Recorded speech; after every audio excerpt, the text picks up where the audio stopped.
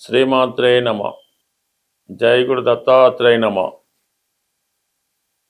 ఈ వీడియోలో మనం కర్కాటక రాశి వారికి ఫిబ్రవరి 1 నుంచి 15 మధ్యలో జరగబోయే పక్ష ఫలితాలు పరిశీలించే ప్రయత్నంలో కర్కాటక రాశి వారికి 4 గ్రహాలు సప్తమ స్థానంలో సంచరించడం జరుగుతుంది. ఇక్కడ ప్రధానంగా కుజుడు, కర్కాటక రాశి వారికి కుజుడు ఎంత బలంగా ఉంటే వారి జీవితంలో అంత గొప్పగా సాధించగలరు. ఎవరి జీవితంలో అయినా, ఎవరి జన్మజాతకంలో అయినా కుజుడు ఇండిపెండెంట్గా మంచి స్థితిలో ఉచ్చులో కానీ స్వక్షేత్రంలో కానీ ఉన్నప్పుడు జాతకుడు ఎటువంటి బ్యాక్గ్రౌండ్ లేకుండా సాధారణంగా చిన్న స్థాయి కుటుంబంలో జన్మించినప్పుడు కూడా వారు భూముల ద్వారా అయితేనే, వ్యాపారం వల్ల అయితేనే తొందరగానే జీవితంలో పైకొచ్చి స్థిరపడడం జరుగుతూ ఉంటుంది.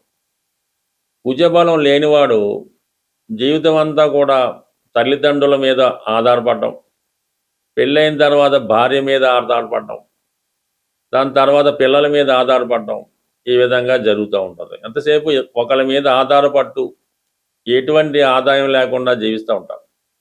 అందుకని అటువంటి కర్కాటక రాశి వారికి ఇది మరీ ఇంపార్టెంట్. కుజబలం లేని వాళ్ళు ఏది కూడా ముందుకు వెళ్ళలేకపోతుంటారు. అందుకనే ఈ కర్కాటక రాశి వారు ఈ పగడం అనే ఉంగరాన్ని ధరించడం వల్ల, నిరంతరం ఆంజనేయ స్వామి వారిని కొలుచుకోవడం వల్ల వీరి జీవితంలో వారికి ఉన్నటువంటి ఎటువంటి నిరుద్యోగ సమస్య అయినా, వివాహ సమస్య అయినా, భార్యాభర్తల మధ్య ఉన్నటువంటి వేధింపుల సమస్య అయినా సరే కంప్లీట్గా మీకు తొలగిపోవడం జరుగుతూ ఉంటుంది. మరి ప్రస్తుతం కుజుడు సప్తమ స్థానంలో ఉచ్చ స్థితిలో ఇంచుమించుగా ఈ ఫిబ్రవరి 23 వరకు ఉంటాడు. అంటే ఈ పక్షం అంతా కూడా అక్కడే ఉండడం వల్ల మీ మీద ఇతరుల యొక్క పెత్తనం ఎక్కువ అవుతూ ఉంటుంది. మీరు స్త్రీ అయి ఉంటే ఇది మరీ ఎక్కువ ఉంటుంది అన్నమాట. భర్త గారి ద్వారా మరీ ఎక్కువ వేధింపులు, భర్త గారే కాక భర్త వారి యొక్క బంధువుల ద్వారా కూడా మిమ్మల్ని ఏదో విధంగా ఇబ్బంది పెట్టే ప్రయత్నం చేస్తూ ఉంటారు. మిమ్మల్ని ఎందుకు పనికిరాని వ్యక్తిగా చిత్రీకరిస్తూ ఉంటారు. అయితే మీరు అబ్బాయి ఏమన్నా కూడా ఇదే పరిస్థితి మీకు మీ భార్య ద్వారా కానీ వారి బంధువుల ద్వారా కానీ రావడం జరుగుతూ ఉంటుంది.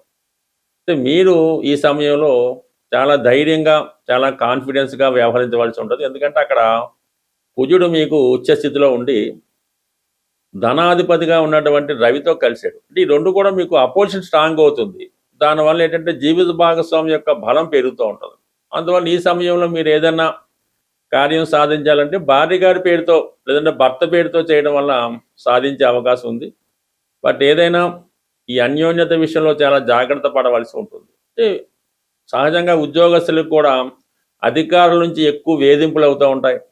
మీరు ఎంత కష్టపడ్డా కూడా దానికి తగిన గుర్తింపు రాకపోవడం, మిమ్మల్ని అసలు ఈ పనికిరాడనే నిర్ణయానికి రావడం జరుగుతూ ఉంటుంది. బట్ ఏదైనా కొద్దిగా ఓర్పుగా, సహనంగా వ్యవహరించండి. అయితే మరి ఇప్పుడు అష్టమ స్థానంలో ఉన్నటువంటి రాహుకి ఈ ఫిబ్రవరి 3వ తారీఖున బుధగ్రహం కలయబోతున్నాడు. మీకు తృతీయ వ్యయాధిపతిగా అష్టమ స్థానంలో బుధుడు రాహుతో కలియడం వల్ల ఇది మరింత ఇబ్బంది పెడతా ఉంటుంది అన్నమాట. ఒక విధమైన అవమానానికి కలుగుతూ ఉంటుంది. మీకు సంబంధం లేని విషయంలో మిమ్మల్ని ఇన్వాల్వ్ చేసి ఇబ్బంది పెట్టడానికి కూడా ప్రయత్నం చేస్తూ ఉంటారు. ఈ విధంగా కొంత అపోజిషన్ పార్టీ వారు మీ మీద కుట్ర పని మిమ్మల్ని ఇబ్బంది పెడతా ఉంటారు. మీ యొక్క ప్రయోజనాన్ని, మీ ఫలితాన్ని వారు పొందే ప్రయత్నం చేస్తుంటారు. మీరు ఏదైనా ఒక రాజకీయ రంగంలో ఉన్నారు, మీకు ఏదో ఒక సీట్ వచ్చింది, దాన్ని మీకు రాకుండా అన్పాపులర్ చేసి అవతల వాళ్ళు పొందే విధంగా ప్రయత్నాలు జరుగుతూ ఉంటాయి. ఏదైనా ప్రస్తుతం ఉన్నటువంటి ఈ గ్రహస్థితి నుంచి మీరు చాలా జాగ్రత్తగా బయటపడవలసి ఉంటుంది. అలాగే ఈ ఫిబ్రవరి 5వ తారీఖున అష్టమంలోకి శుక్రుడు రాబోతున్నాడు. ఇది ఒకంగా కొన్ని కొత్త పరిచయాలు మీకు ఏర్పడడం జరుగుతూ ఉంటుంది. అనూహ్యంగా మీ మనసులో ఎవరినైతే కలవాలి, ఎవరితో కలిసి జీవించాలి, ఎవరితో ఆత్మీయంగా ఉండాలనుకుంటున్నారో అవతల వారు సడన్గా మీ జీవితంలో ఎంటర్ అవ్వడం జరుగుతూ ఉంటుంది. అయితే దానివల్ల చాలా అన్పాపులారిటీగా రావడం, మిమ్మల్ని బ్లేమ్ చేయడం, అంటే మిమ్మల్ని ఏదైనా ఒక స్కామ్లోనో ఇంకో దాంట్లో ఇరికించి ఇబ్బంది పెట్టే అవకాశం ఉంది. కాబట్టి ఎస్పెషల్లీ ఈ ఫిబ్రవరి 5వ తారీఖు తర్వాత పరిచయం లేని స్త్రీలతో కానీ, అది స్త్రీలైతే మగవారితో కానీ, అంటే పరిచయం లేని కొత్త వ్యక్తులతో ఎటువంటి సంప్రదింపులు పెట్టుకోవద్దు.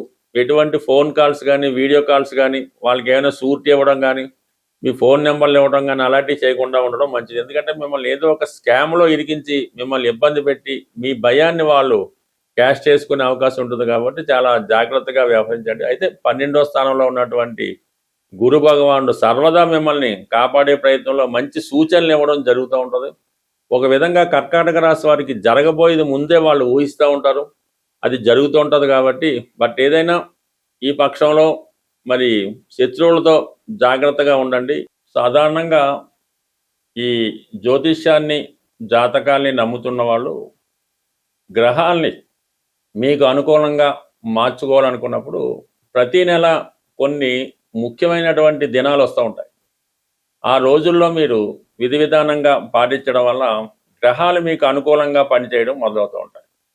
ఈ పక్షంలో ప్రధానంగా మనకి శని త్రయోదశి రాబోతుంది.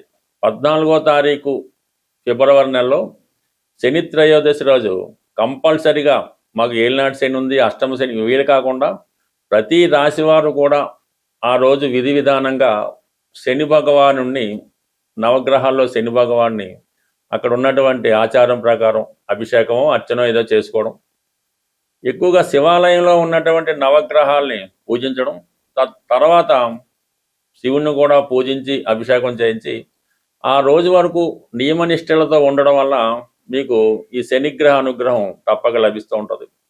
అలాగే ఈ నెలలోనే మనకి ఈ 15వ తారీఖున మహాశివరాత్రి వస్తుంది. ఆ శివరాత్రి రోజు కూడా మీరు కంప్లీట్గా మీ ఆచార ప్రకారం, మీ గ్రామ ఆచార ప్రకారం జాగరణ అది ఉండి ఆ రోజు శివుణ్ణి దర్శించుకోవడం వల్ల, అంటే ఒక మహాశివరాత్రి రోజు మీరు శివుణ్ణి దర్శించుకుంటే మొత్తం సంవత్సరం అంతా ప్రతిరోజు శివుణ్ణి దర్శించుకుంటే ఎంత ఫలితం వస్తుందో ఒక్క మహాశివరాత్రి రోజు శివుణ్ణి దర్శించుకుంటే అంత ఫలితం దక్కడం జరుగుతుంది. కాబట్టి కంప్లీట్గా ప్రతి ఒక్కరూ వయసుతో నిమిత్తం లేకుండా ఏదో ఒక దేవాలయంలో, కేవలం పంచారామాలు పెద్ద పెద్ద క్షేత్రాలే కాకుండా సాధారణంగా చిన్న టెంపుల్లో అయినా శివగ్రహం, శివుడి యొక్క ఉంటే అక్కడ శివలింగానికి అర్చన చేసి మీరు దర్శనం చేసుకోవడం వల్ల ఆ ముక్తి లభించే అవకాశం ఉంది. చాలా అభివృద్ధి కూడా కలుగుతూ ఉంటుంది. ఇక ప్రధానంగా ఇంకా సంకటార చతుర్థి ఫిబ్రవరి 5వ తారీఖున ప్రధానంగా ఈ నెల మొదట్లోనే వస్తుంది. కాబట్టి ఆ రోజు విధి విధానంగా వినాయకుడిని అర్చించడం వల్ల, సంకటనాశన గణేష్ స్తోత్ర పారాయణ వల్ల, ఏదైనా ఈ విధంగా వస్తున్నటువంటి ప్రతి నెలలో సంకటార చతుర్థి, మాస శివరాత్రి ఇవన్నీ చేసుకోవడం వల్ల కంప్లీట్గా మీకు గ్రహాలు మీకు అనుకూలంగా పనిచేస్తూ జరుగుతుంటాయి. అవి మీకు అనుకూలంగా మారి మీ అభివృద్ధికి కారణమవుతూ ఉంటాయి. స్వస్తి. సాధారణంగా ఈ జ్యోతిష్యాన్ని, జాతకాల్ని నమ్ముతున్న వాళ్ళు గ్రహాల్ని మీకు అనుకూలంగా మార్చుకోవాలనుకున్నప్పుడు ప్రతి నెల కొన్ని ముఖ్యమైనటువంటి దినాలు వస్తూ ఉంటాయి. ఆ రోజుల్లో మీరు విధి విధానంగా పాటించడం వల్ల గ్రహాలు మీకు అనుకూలంగా పనిచేయడం మొదలవుతూ ఉంటాయి.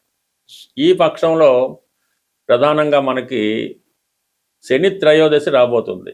14వ తారీఖు ఫిబ్రవరి నెలలో శని త్రయోదశి రోజు కంపల్సరిగా మాకు ఏలినాటి శని ఉంది, అష్టమ శని, వీలు కాకుండా ప్రతి రాశివారు కూడా ఆ రోజు విధి విధానంగా శని భగవాను, నవగ్రహాల్లో శని భగవాన్ని అక్కడ ఉన్నటువంటి ఆచారం ప్రకారం అభిషేకమో అర్చనో ఏదో చేసుకోవడం, ఎక్కువగా శివాలయంలో ఉన్నటువంటి నవగ్రహాల్ని పూజించడం, తర్వాత శివుణ్ణి కూడా పూజించి అభిషేకం చేయించి ఆ రోజు వరకు నియమనిష్టలతో ఉండడం వల్ల మీకు ఈ శనిగ్రహ అనుగ్రహం తప్పక లభిస్తూ ఉంటుంది.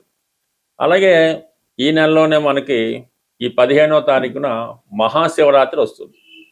ఆ శివరాత్రి రోజు కూడా మీరు కంప్లీట్గా మీ ఆచార ప్రకారం, మీ గ్రామ ఆచార ప్రకారం జాగరణ అది ఉండి ఆ రోజు శివుణ్ణి దర్శించుకోవడం వల్ల, అంటే ఒక మహాశివరాత్రి రోజు మీరు శివుణ్ణి దర్శించుకుంటే మొత్తం సంవత్సరం అంతా ప్రతిరోజు శివుణ్ణి దర్శించుకుంటే ఎంత ఫలితం వస్తుందో ఒక్క మహాశివరాత్రి రోజు శివుని దర్శించుకుంటే అంత ఫలితం దక్కడం జరుగుతుంది. కాబట్టి కంప్లీట్గా ప్రతి ఒక్కరూ వయసుతో నిమిత్తం లేకుండా ఏదో ఒక దేవాలయంలో, కేవలం పంచారామాలు పెద్ద పెద్ద క్షేత్రాలే కాకుండా సాధారణంగా చిన్న టెంపుల్లో అయినా శివగ్రహం, శివుడి యొక్క ఉంటే అక్కడ శివలింగానికి అర్చన చేసి మీరు దర్శనం చేసుకోవడం వల్ల ఆ ముక్తి లభించే అవకాశం ఉంది. చాలా అభివృద్ధి కూడా కలుగుతూ ఉంటుంది.